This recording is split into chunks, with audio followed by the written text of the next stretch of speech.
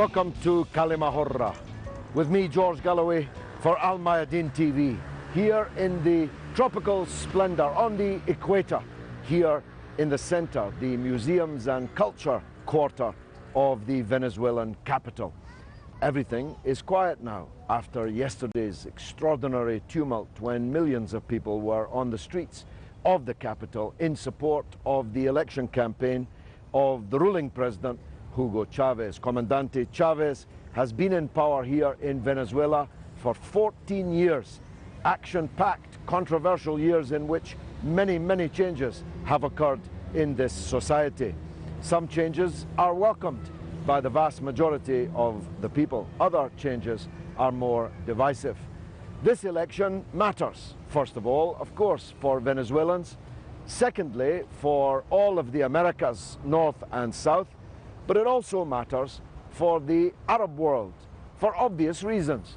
President Hugo Chavez has been a staunch supporter of the Palestinian people, an inveterate opponent of the Zionist state of Israel, and he has opposed American imperial projects across the Arab world all of the 14 years that he's been in power. When bombs were raining down on the Palestinian people in Gaza during Operation Cast Lead, only one country in the entire world expelled the Israeli ambassador from the capital, and that was here in Caracas, in Venezuela, and as a result of a decision made by Hugo Chavez.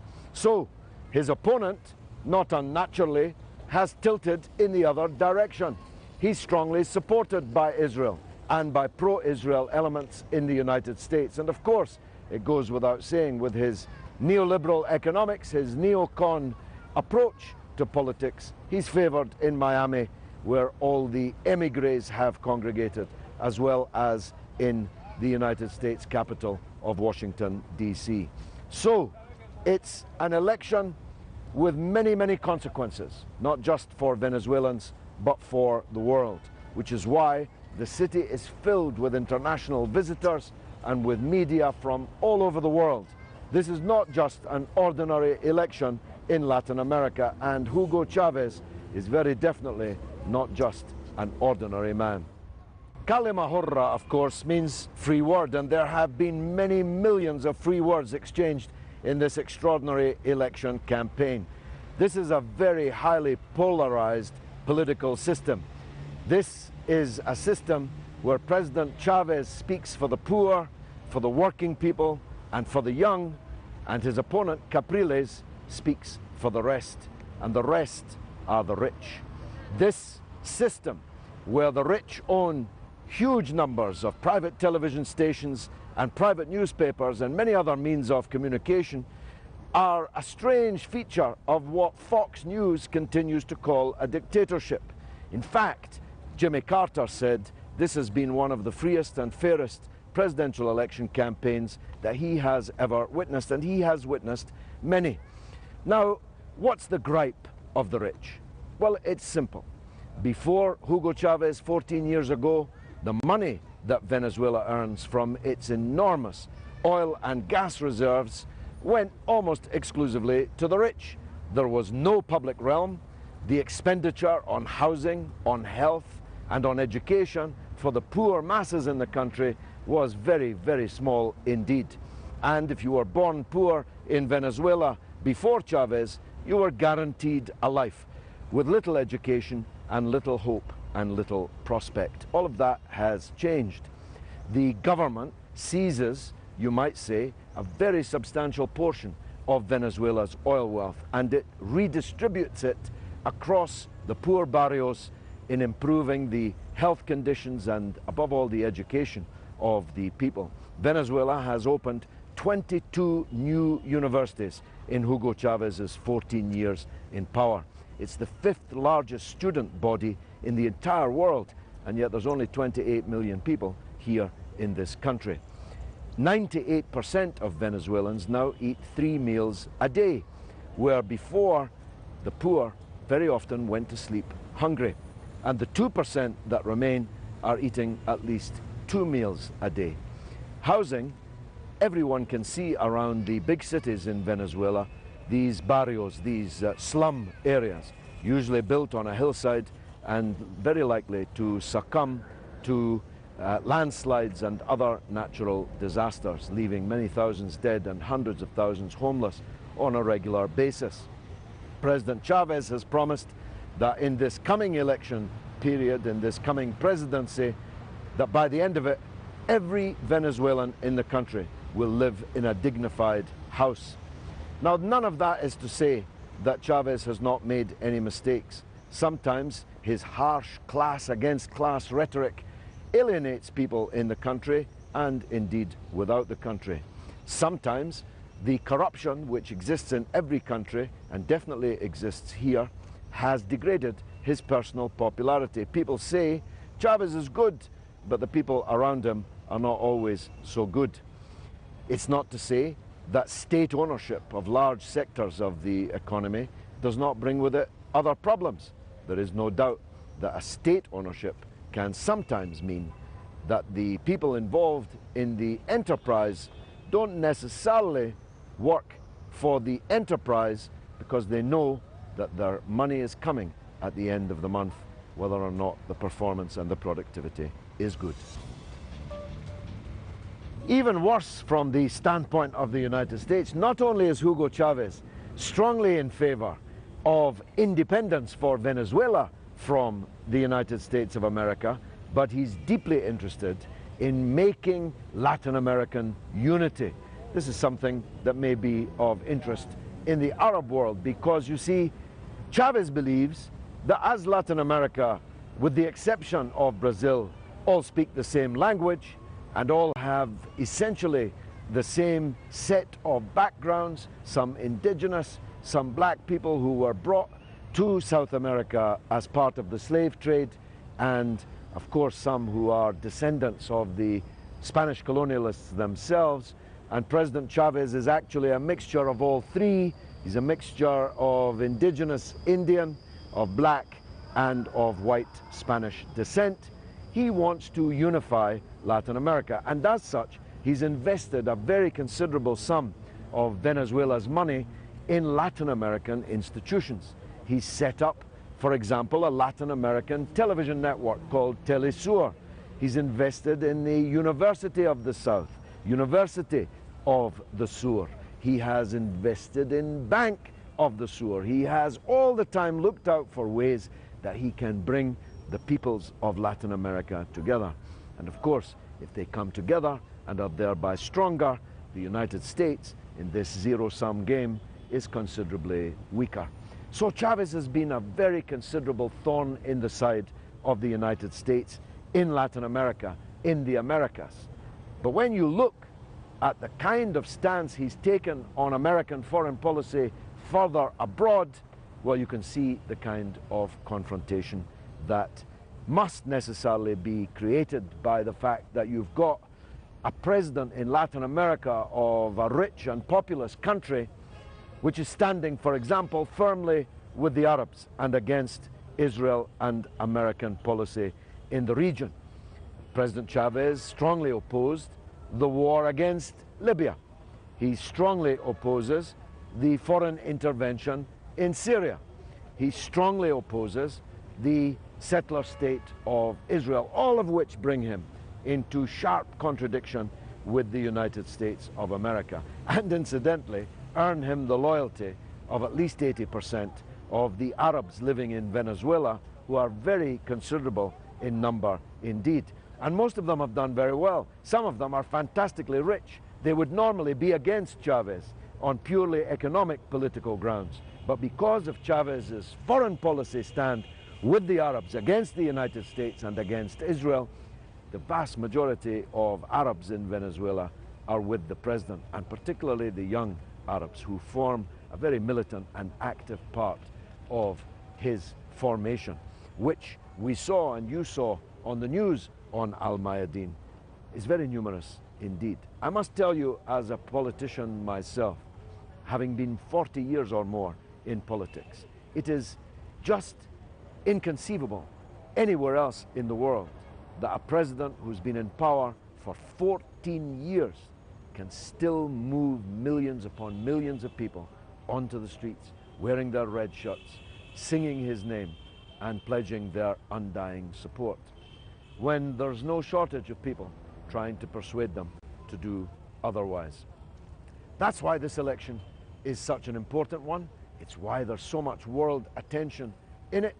It's why there's a constant carping criticism in the right wing as well as the so-called liberal press about problems here in Venezuela, which clearly exist. It's why the world is waiting for the result. On Sunday, will Hugo Chavez make it 8-0 in his series of extraordinary electoral and referenda victories? Or will the great powerhouse, this bull, this real force of nature, will he finally be brought to his knees? The cancer didn't do it last year. Will the election do it this year? That's the question. Now, I told you that there were many Arabs in Venezuela, and one of them, hearing that Al Mayadeen was in town, has come down to this beautiful arena here, and I've no doubt he has a question or two for me. I'll let him introduce himself. Hello. ماريو الأسمر من لبنان، فنزويلي من أصل لبناني. بحب أسأل سعادة النائب سؤالين. أول سؤال، نحن كلنا العرب بفنزويلا ندعم الرئيس تشافي وعم ندعمه بالحملة، وإن شاء الله إذا الله بيريد ينجح بالانتخابات. بس في حال الشعب الفنزويلي خذلوا للرئيس تشافي، شو بتظن حضرتك سعادة النائب انه بده يصير بفنزويلا بالشعب الفنزويلي وبعلاقة فنزويلا مع العرب، الحكومة الفنزويلية مع العرب؟ السؤال الثاني عن الحرب بسوريا، شو بتظن سعادتك في حال راح نظام بشار الأسد في خطر على الوجود المسيحي بالشرق وخصوصا بلبنان؟ Well, actually, those two questions neatly illustrate the point I made earlier. Number one, that most of the Arab Venezuelans, and particularly the young Arab Venezuelans, are strongly behind President Hugo Chavez, and for reasons which you might think obvious. And secondly, that though they're Venezuelan, they're still Arabs and are still vitally interested in what's going on in their area of origin, the issues that are literally burning part, at least for now, of the Arab world. Well, look, the first question can't really be answered exactly, because even if President Chavez were to lose, he would still exist and his movement would still exist, and they would be a powerful opposition, and they would resist any attempts made by a victorious opposition leader to dismantle and unravel the gains of the Venezuelan revolution. But let's, for argument's sake, imagine that Capriles is the president after Sunday. I don't myself think that that will happen, but if it were to happen, there are some obvious things that Capriles would immediately attempt to do.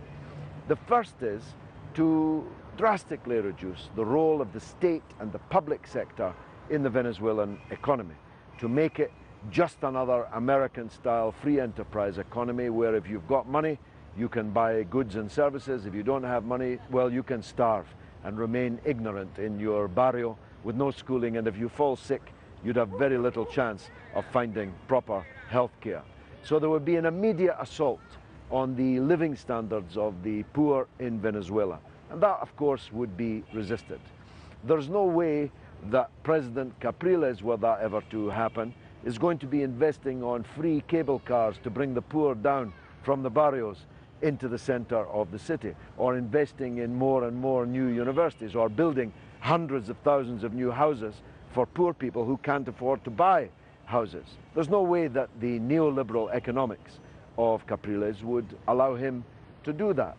And of course, internationally, the consequences would be even more dramatically different, because immediately such a presidency would seek to make up its relations with Washington, which effectively means allowing Washington back into Venezuela to call the shots, to make important decisions, or at least heavily influence important decisions, in the way, for example, that the United States does in Colombia, the next door country here already.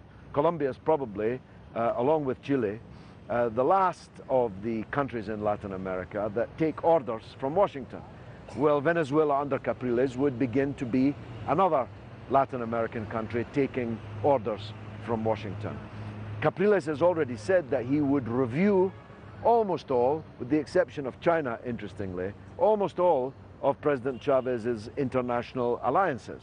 He would review the relations with Russia, for example. He would review the relations with Iran. He would review the relations with the Arab world and would tilt the country's foreign policy in favor of Israel. He's already said so. Capriles is openly a supporter of Israel, and Israel is openly a supporter of him.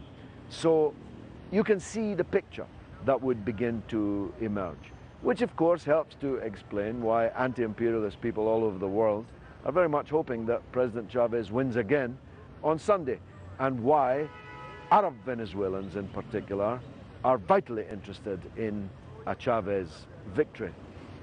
The second of your questions is easy to answer, because we don't have to look in the crystal ball to see the future.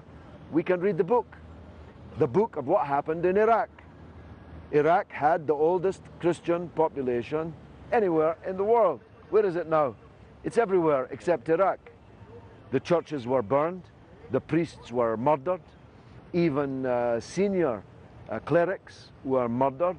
Massacres took place on the altar, during the Mass, on Sundays, on holy days, and of the same kind of Islamist fanatic extremists who were active in Iraq against the Christian population were to come to power in Syria, as they have done, for example, in parts at least of Libya, you can easily see the consequences. I believe that such a lurch to extremism in Syria would have profound implications for the Christian population, first in Syria, which is, I don't have to tell you, the best protected, most honored Christian population anywhere in the Arab world.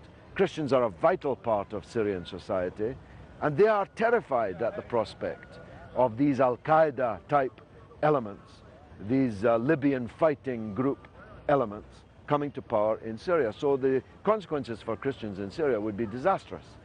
And it's impossible to believe that that would not knock on into Lebanon. If Syria catches a cold, people start sneezing in Lebanon, and vice versa, because these are fraternal countries joined forever at the hip, and events in one can only profoundly affect the situation in another. So there are many reasons for hoping that these fanatic extremists do not triumph in Syria. There are many reasons for hoping that Al-Qaeda does not come to rule Damascus.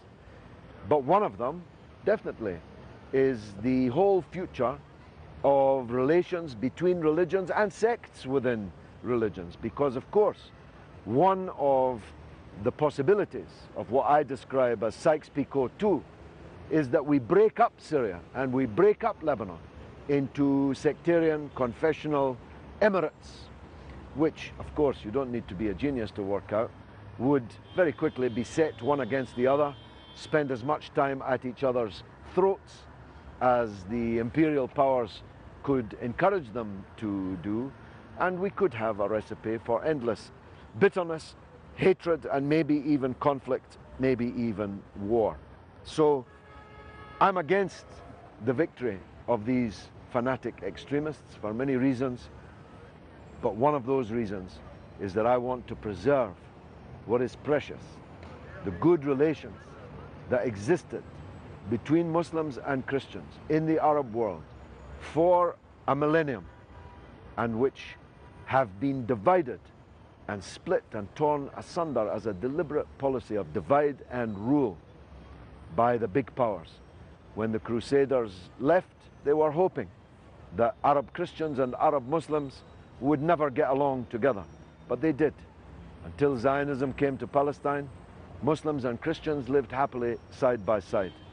And I believe that in what I describe as Bilad al-Sham, the old area pre-Sykes-Picot, where everyone lived together in harmony for the most part, will be preserved. So I'm very worried about the consequences for the Christians in Syria and Lebanon if this war that's now raging were to end with a victory for the adherents of Osama bin Laden. Now, that question is just a sample of what I think exists out there in the streets of Caracas. So it's getting dark now. I think I'll be out and about in the morning finding more questions like Mario's. This is George Galloway, Kalima Hurra for Al Mayadeen TV.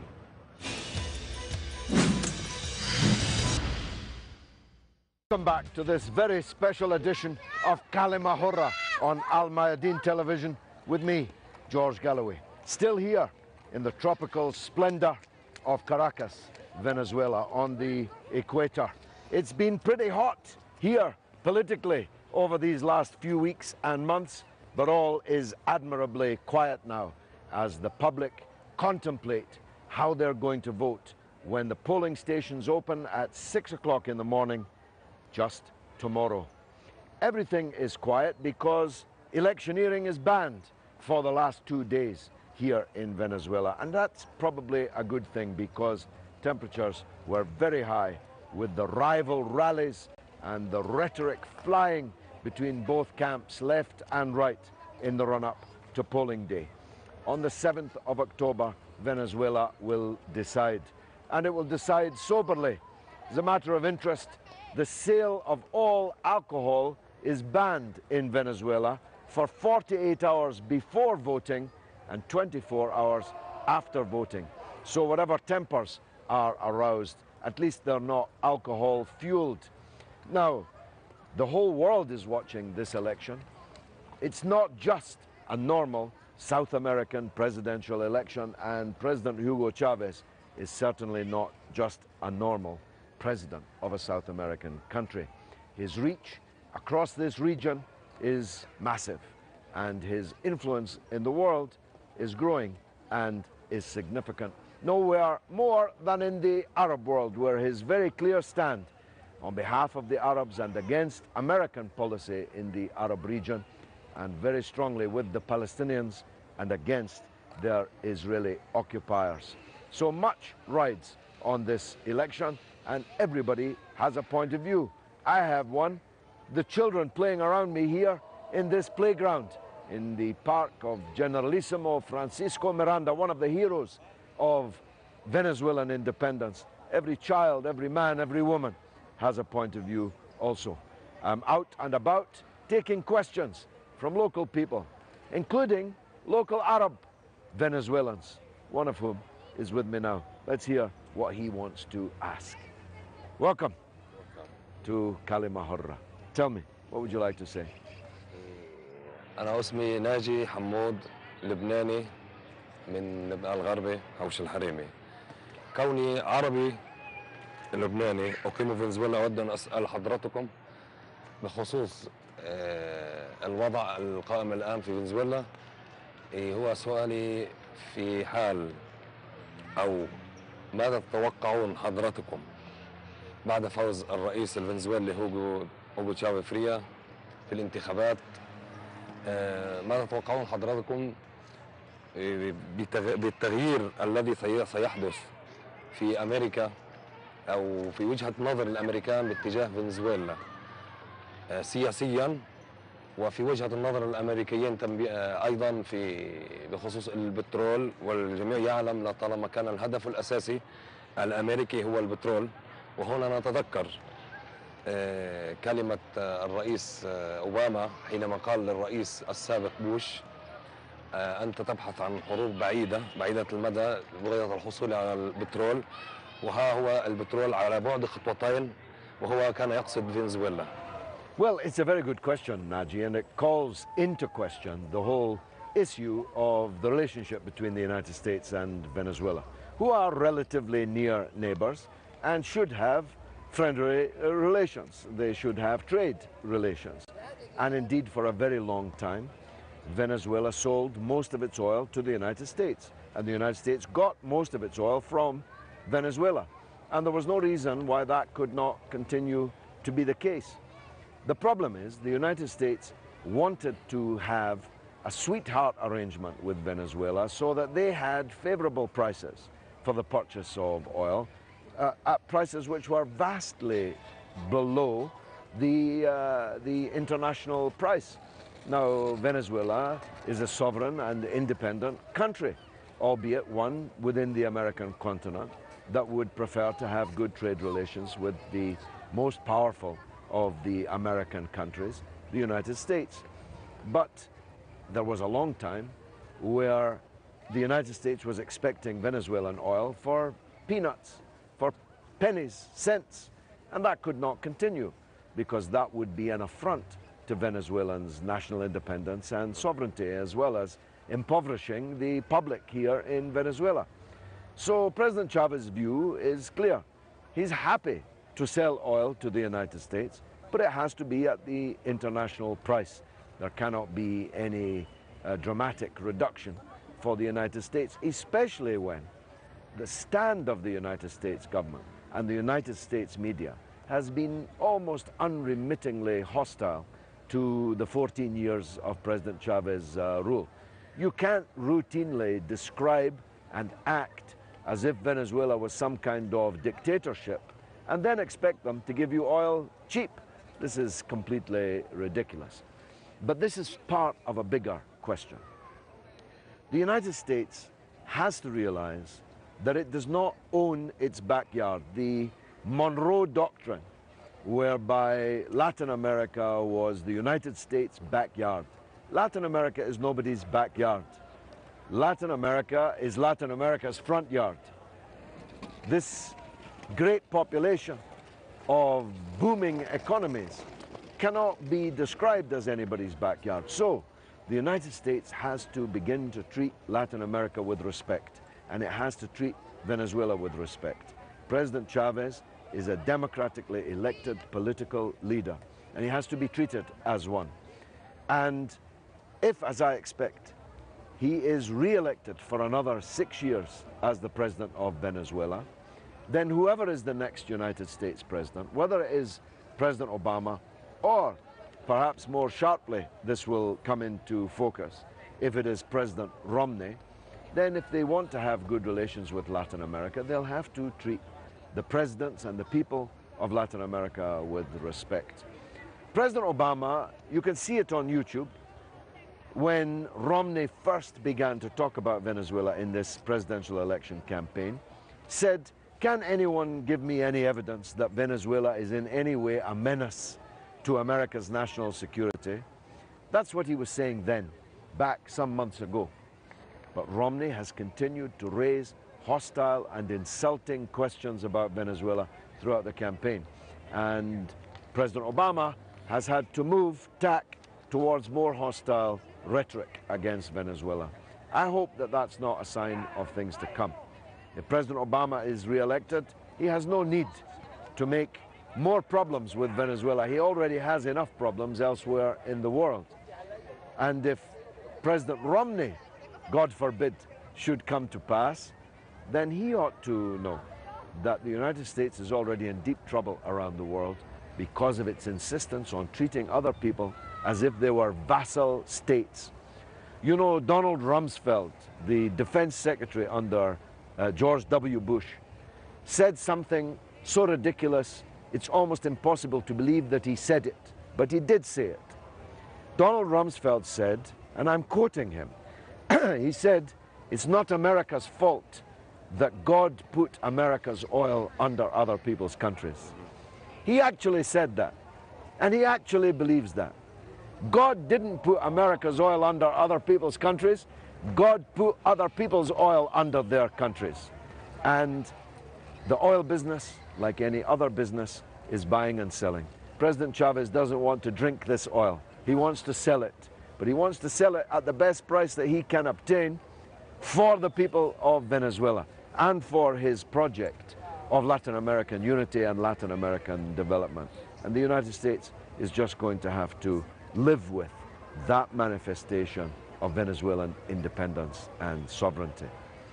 Now, you ask about the situation in the Arab world vis-a-vis Turkey. The situation is grave. Turkey is a NATO member. Turkey is a military ally of Israel. That didn't change, by the way. However big the mandate Prime Minister Erdogan achieved, he never broke his military alliance with Israel. He has political and diplomatic relations with Israel, and he's a member state of NATO, the war alliance led by the United States of America. Turkey occupied Syria for 400 years and occupied virtually all of the Arab world for 400 years. And I don't think the Arabs are ready again to live under Turkish domination, Turkish occupation. At least I hope not, though some may be prepared to do so. After all, they're happy enough, some of them, to live under American occupation and domination. But this exchange of fire, which is now several days old, between Turkey and Syria, and these emergency meetings that are taking place amongst the NATO leadership, are pregnant with terrible problems. Because if Turkey enters Syria, it will enter a swamp, it will enter a quagmire out of which it will find it very difficult to withdraw. Syria is not Libya. It's not a question of knocking out a dictator and then you can reshape the landscape, although they don't seem to be doing a terribly good job about that. If you enter Syria, you have to be ready to fight. You have to be ready to fight against the religious minorities, the ethnic minorities, the supporters of the Syrian regime. You have to be ready to face and confront Syria's international allies, Russia, China, Iran, and its local allies, the national resistance movement in Lebanon, Hezbollah. Turkey will have to fight them all one way or another, either militarily or by proxy. Is Turkey really ready for that? I doubt that. If you look at the vote in the Turkish parliament, there was a very significant minority of Turkish MPs who were against Turkey going effectively into military operations against Syria. Inside the Turkish military, which contains many elements that are not friendly to Erdogan at all, there is considerable resistance to a war with Syria amongst the Turkish military. The Kurdish problem in Turkey is a very considerable problem. They have their hands already full with this Kurdish question. Do they want to add a new war to the Kurdish war? I think that's a very serious mistake, not least because there's one ally I didn't mention of Syria, and that is the new power in Iraq. The new power in Iraq is not a part of this alliance against Syria. And what will be the impact on the Kurdish question in the north of Iraq if Turkey is at war with Syria? You begin to see the terrifying complexity of all of this. I myself do not believe either that NATO will invade Syria or that Turkey will invade Syria. I think it's important that we cool down what was an accidental exchange of fire in the first place. Syria did not intend, I'm sure, unless they completely lost their mind, to land shells on a Turkish village and kill people in Turkey. It has enough problems of its own. It was an accident.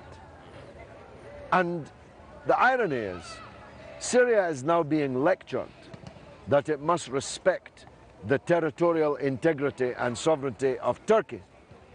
What about Turkey respecting the territorial integrity and sovereignty of Syria?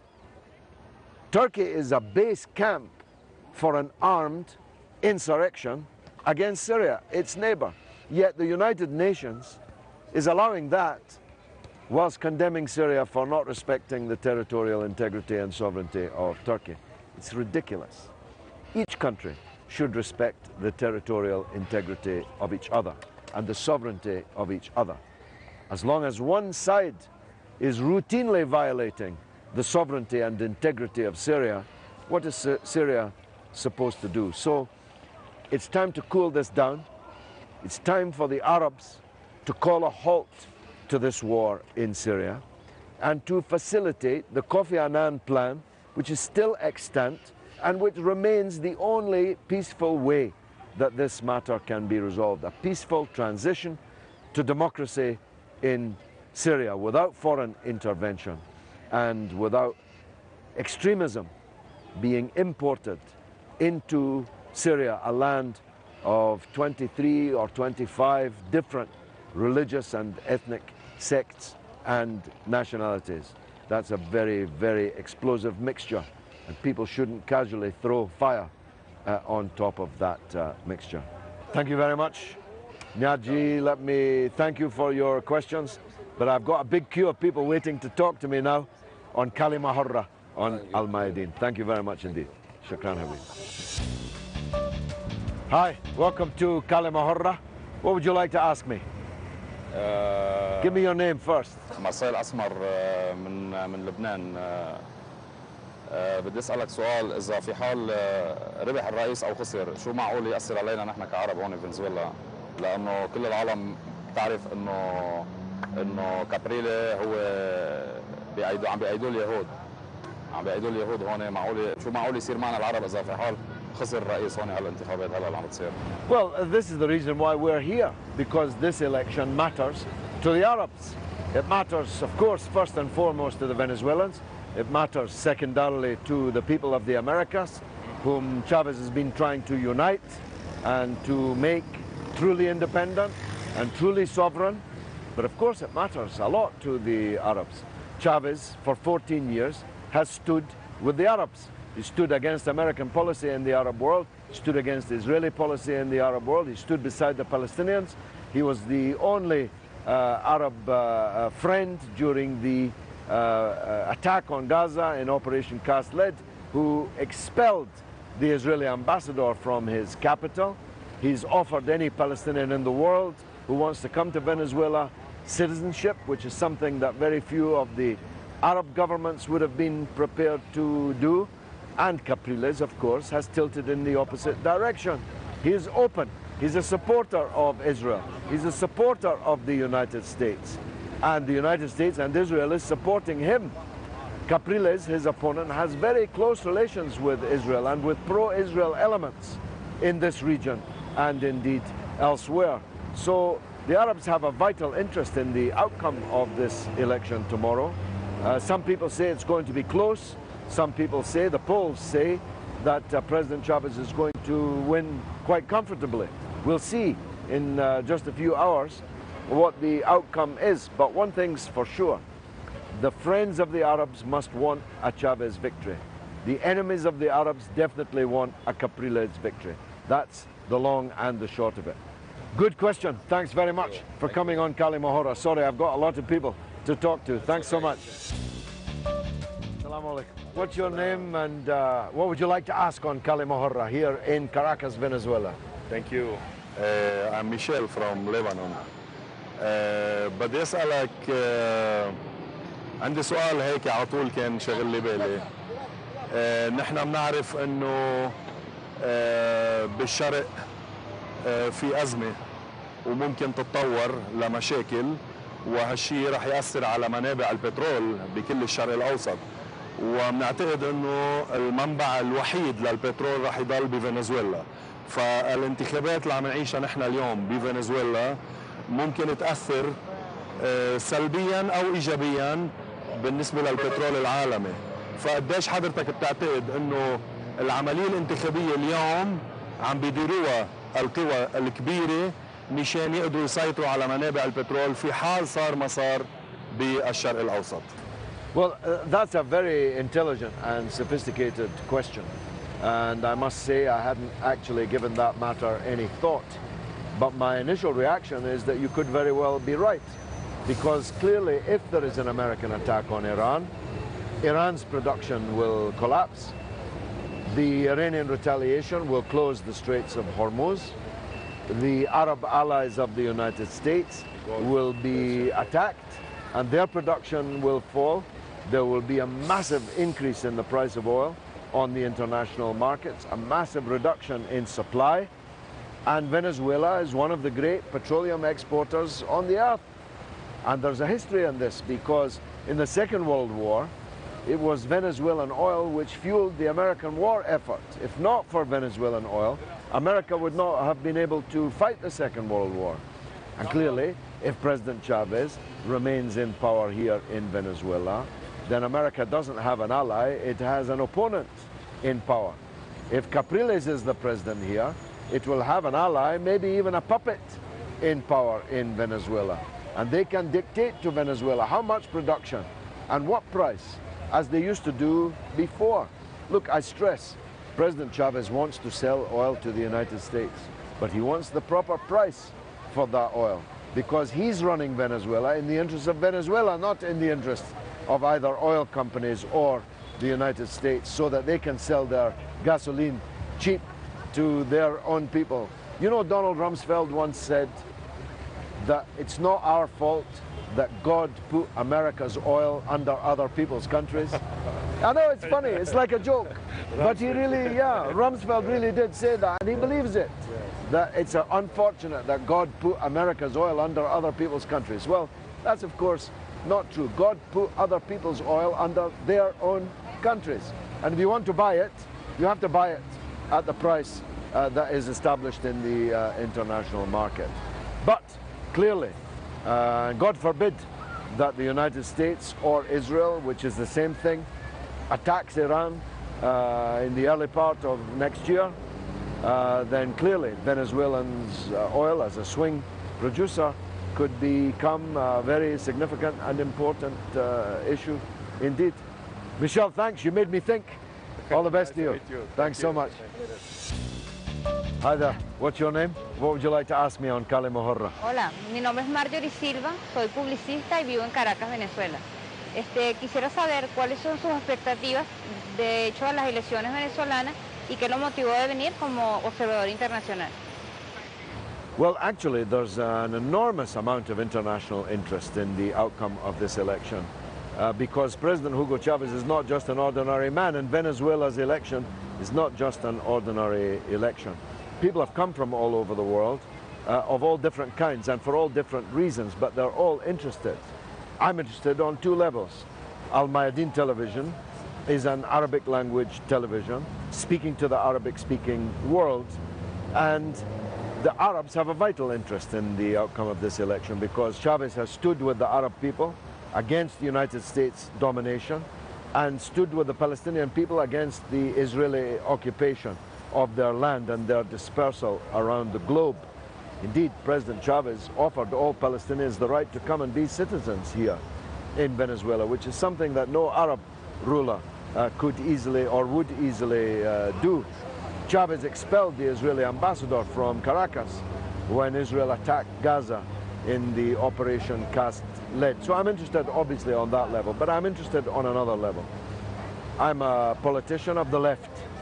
I believe that the poor have a right to eat, the poor have a right to be educated, the poor have a right to health, the poor have a right to live and have a fair share of the fruits of their country's production.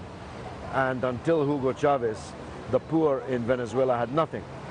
Most went to bed hungry at night, and they gained virtually nothing from the fact that Venezuela is this great oil exporter to the world. The oligarchy that used to rule here ruled in the interests of the United States and its interests, not in the interests of the people of Venezuela. So I have watched with great admiration how Chavez has transformed the landscape here. And I pray to God that this experiment is not cut short when he's still strong and still has so much work to do. But there are others. All the journalists are here because this is a big battle between the left and the right, between the United States and its allies and those who stand up against the United States domination of the world. Everyone is interested in that outcome. Some will be with one side, others will be with Chavez. I'm definitely with Chavez. But thanks, Marjorie, for that question. Welcome to Kalima Horra on Al Mayadeen TV. Thank you. Well, I'm attracting quite a crowd here in Caracas, Venezuela. There's a big line of people with many questions still to ask. And God willing, I'll be here to answer them after the break.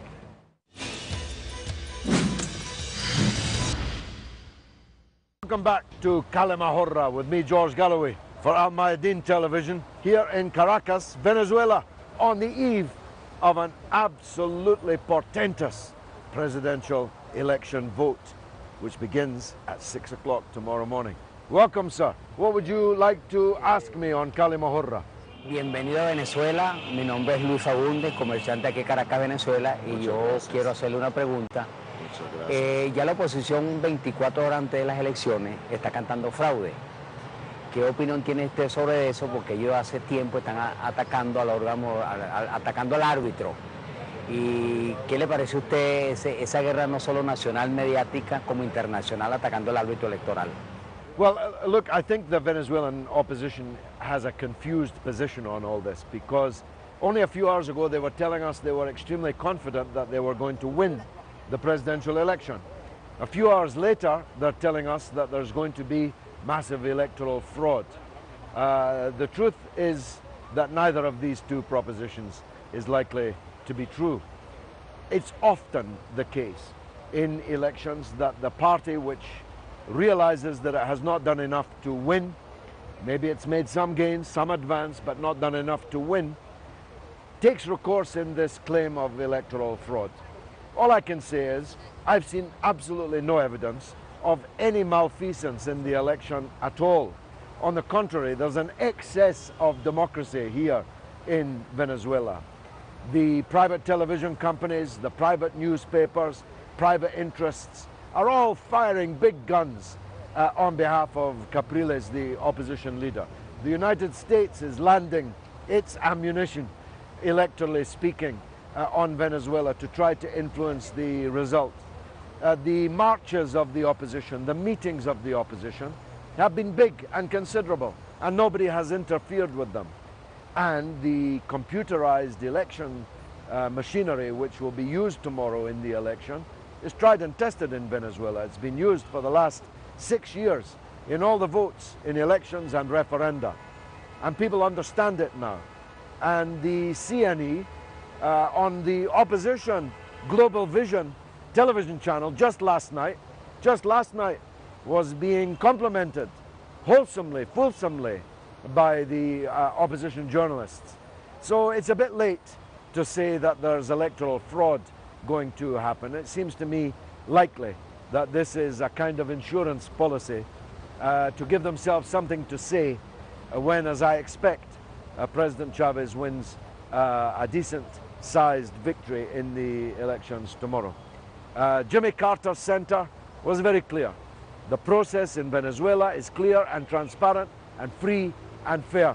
And if it's good enough for Jimmy Carter, it's good enough for me. Thanks very much, Luis, for coming on كلمة. Thank you. Thanks so much. Assalamu alaikum. عليكم السلام. Give me your name and your question, please. محمد عبيد، أنا من جنوب لبنان. السؤال إنه اليوم نحن بنشوف ما عاد في أي دولة بالعالم تقدر تاخذ قرارها وعندها استقلالية. بالعكس صار في دول مهيمنة على كثير من الدول من العالم. فاليوم صار عندنا فريقين، إنه الفريق الأمريكاني الإسرائيلي مع حلفائه. من ميل تاني عندنا الفريق الروسي الصيني الإيراني، طب كمان لهم حلفائهم. هلا هون بنلاقي إنه الفريق الأول اللي هو أمريكا وإسرائيل كانوا دائما طمعانين بكثير من الدول، باحتلالها، بتشريد أهلها، بقتل الأبرياء، بطمع بترول، بأي شيء، بثروات البلد من مي من غيره. بينما الفريق الثاني ما شفنا يوم لا احتل أي دولة ولا طمع بأي شيء، بالعكس. بقى هون نحن كمان الدول الأوروبية ما عم نشوف عم تتحرك، مثل بريطانيا، من فرنسا لألمانيا لغيره، تلاقي ما إلها دور، بالعكس عم ينهار اقتصادها شوي شوي وهي مش حاسة. الأمريكان صادرين لهم قرارهم، صادرين لهم كلمتهم، ما عم يقدروا يتحركوا. فنحن بنتمنى منهم إنه يصير في إعادة نظر ويشوفوا وين الطريق الصح ويتجهوا فيها. Well, the world is divided, and on entirely different lines to the division that existed before. In the Cold War, we had East versus West, the communist world, the non-communist world, with a battle for the hearts and minds of the people in the middle. the so-called third world non-aligned countries. Now there's a new division. It is America and Israel and its allies, both Western allies and Eastern allies, and the countries that you mentioned. China, which will soon be the most powerful country in the world. Russia, which is recovering its strength and its dignity after the collapse of the Soviet Union and the depredations of the Boris Yeltsin years. The new leadership of Russia is slowly building Russia's strength again and asserting its foreign policy priorities in the world. And Iran, of course, is a major and important country in confrontation with this American-Israeli axis. And there are others, countries like Brazil, countries like Venezuela, who are powerful and important countries. South Africa is another one. India from time to time, another one.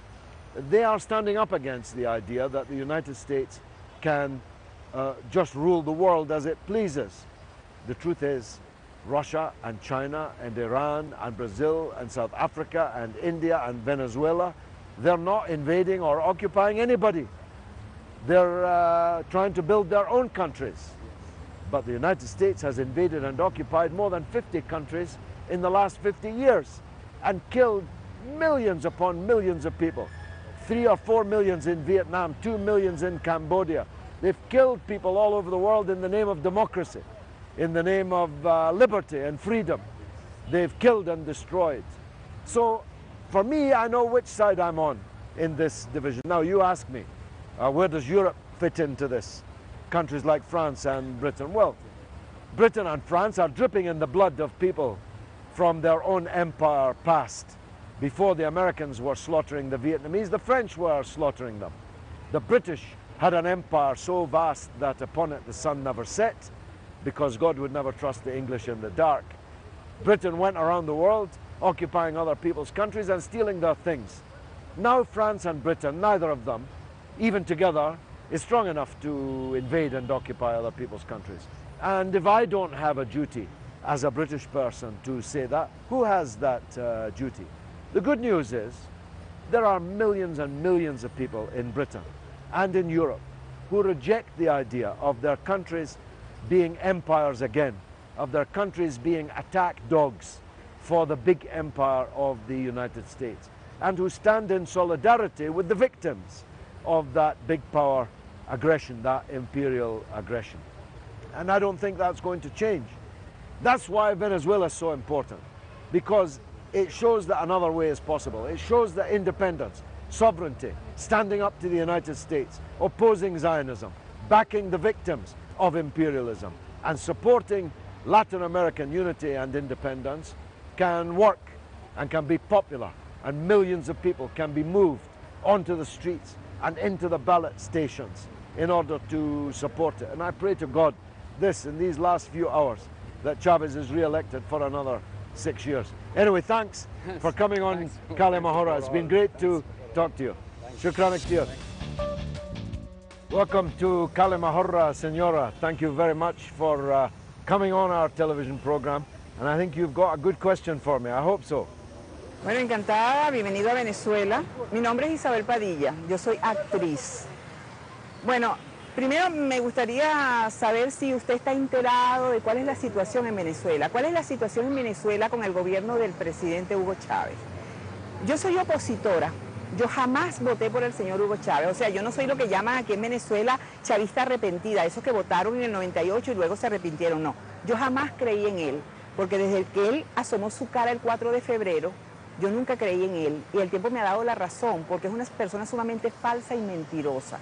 Hugo Chávez tiene 14 años en el poder y en 14 años jamás ha podido resolver los principales problemas del país o del pueblo venezolano, que son la inseguridad. En Venezuela hay miles de muertos todos los años y son ocasionados por la falta de voluntad del gobierno de una política de seguridad efectiva. Parece que al gobierno le conviene mucho la inseguridad porque es como una política de Estado. Segundo, la inflación. Aquí el costo de la vida es altísimo, a las personas no le alcanza el dinero para comer. Y después la corrupción espantosa de todas las personas que rodean al presidente Chávez, a su entorno más cercano y más íntimo, que han robado a manos llenas. Entonces, en 14 años de gobierno del presidente Chávez, cada día hay más opositores. Él jamás en 14 años ha podido convencer al pueblo venezolano. Y eso es algo que nosotros nos preguntamos. ¿Por qué después de 14 años cada día hay más opositores? ¿Por qué el gobierno del presidente Chávez no ha podido convencer a la oposición venezolana? Y por eso es, como es un gobierno que no ha dado resultados, que queremos cambiarlo por un gobierno más efectivo, más decente y que encamine a este país hacia la senda del progreso y de la seguridad. Well, thank you for the frankness of your question. It was very candid and you left nobody in any doubt as to where you stand. For me, this is an indication that this is a free election, that people are free to march for the opposition, as they did in very large numbers. They are free to hold rallies and meetings of all kinds. The opposition has many television stations and many newspapers and many radio stations, and you are not afraid at all here in Caracas, Venezuela, on the eve of the election, to be absolutely blunt in your condemnation of President Hugo Chavez. I take a different point of view. Let me deal with the issues that you raised. First of all, security. How secure is Venezuela? Is it as secure as Colombia? Is it as secure as Miami? Is it as secure as Los Angeles? It's much more secure. It's much more secure than these places that I have mentioned. And of course there is crime in Venezuela. There is crime in every country in the world. And the reality is that the criminals are not hoping for a Hugo Chavez victory tomorrow. Believe me. So crime is an issue here, and you've raised it as the #1 issue, in fact, in this election. But it's not exclusively a Venezuelan problem, and I believe it's being politicized and exaggerated by the opposition here in Venezuela and its Western allies in Fox News and in the United States and across the Western world. The second issue you raised about the economy, I just don't recognize at all. Venezuela's economy is booming. Your growth rate was 5.6% in the first 6 months of this year. This is a bigger growth rate than China. You are one of the fastest growing economies in the entire world. And it's clear where the money's going. Now the problem is, many people don't like where the money's going. Some people don't like the money being spent in the barrios. Some people don't like the money being spent on educating poor people, on feeding poor people, on improving the health of poor people. Some people believe that the rich should keep the money they used to keep in Venezuela before Hugo Chavez's time. The economy here is the envy of most countries in the world. Your growth rate is 5.6% in the first 6 months. Our growth rate is minus 2% in Britain. So please don't imagine that your economic problems are anything like comparable to the economic problems in most parts of the world. Now, when it comes to the division of the wealth, there is always an argument. There's always an argument in favor of private expenditure and public expenditure. There's always an argument in money going into individuals' pockets and an argument in favor of building, for example, 22 new universities in 14 years. In 98% of the Venezuelans now eating 3 meals per day, and the other 2% eating 2 meals per day. There's an argument for giving teeth to poor people who couldn't afford them, giving cataract operations to poor people that couldn't afford them. There's an argument in favor, you can come back, we want you to argue with me, but let me speak first. There's an argument in favor of public versus private. Now my last point is this, on corruption. If you think corruption is either an exclusively Venezuelan affair, you never visited the United States, or you never visited Britain, or you never visited Colombia, or you never visited Brazil. There is corruption everywhere in the world. And the idea that Hugo Chavez is responsible for the corruption, was Venezuela corruption free before Chavez? Did the old political system before Chavez, was there no corruption? This is a ridiculous idea. And secondly, this corruption, whilst real, is something that has to be confronted by all the people. It has to be confronted by all the people. There should be a consensus in the country against corruption. Now, are you saying that Hugo Chavez is corrupt? What did he do? Where did he steal? What did he do? Where is his money? Where did he put his money? Tell me then. Tell me where Hugo Chávez's money is. Where did he put his Él money? es el padre de la corrupción. Él es el padre. His father? Él es el padre de la corrupción. He's the father of corruption. Ajá, sí. You tell me. Tell the viewers. ¿Puedo yo contestar?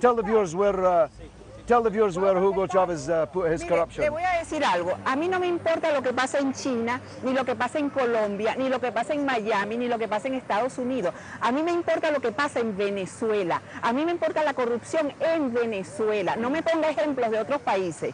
Y le voy a decir una cosa. Aquí se podrá hablar, como dice usted, que aquí hay libertad. Hay libertad para hablar. Pero el señor Hugo Chávez utiliza los tribunales para castigar a sus opositores, para mandarle a meter 30 años de prisión si no están de acuerdo con él.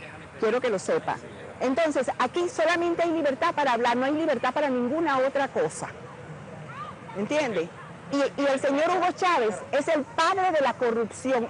Él alcahuetea. I'm asking you on camera, where is Hugo Chávez's money? Where's the money he stole? Él alcahuetea a los corruptos de su gobierno. Where is the money? Please translate. Where is Hugo Chávez's corruption? Where's his money? Where is his money? Where is his money? ¿De quién? Where is it? Is it in Miami? No, no la necesita porque tiene todo. Un presidente no necesita dinero porque tiene todo, no necesita gastar nada. Pero le voy a decir una cosa, el señor Hugo Chávez, él es cómplice y alcahuetea a su entorno más cercano para que roben, ¿entiende? Y utiliza los tribunales de justicia para fregar a las personas que no están de acuerdo con el régimen. Utiliza los tribunales de justicia. Aquí lo único que hay es libertad para hablar y nada más, porque ponen presa a la gente, alcahuetea a los corruptos y la inseguridad es una política de Estado porque le conviene que hayan bastante malandros en la calle para que las personas decentes tengan que estar encerradas en su casa y no salgan a la calle. Okay, I just want to make this clear. This is supposedly a dictatorship. We have here a famous actress denouncing as the father of corruption the president of the country. De todos modos no me va a pasar nada porque a partir de mañana el nuevo presidente va a ser Enrique Capriles Madón.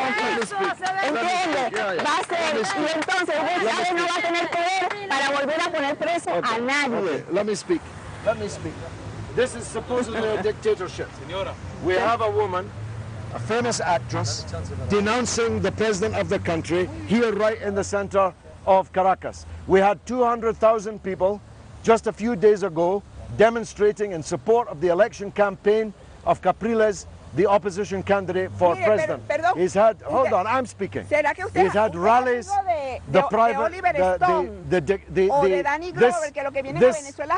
look, we can't both speak at the same time. We can't both speak at the same time. There are dozens of opposition television stations, radio stations, newspapers, with all the support from Miami and from the United States of America, all on one side. Now, I want to address this question of corruption. The oligarchy, of which our famous actress undoubtedly is a supporter, the oligarchy were the biggest thieves, the biggest corruptors that Venezuela ever had. Hugo Chávez was a simple soldier with nothing except the uniform on his back. For 14 years, he has drawn the salary of the President of the Republic. He has no money. He has no bank account. He has no bank account in Miami. He has no bank account in New York.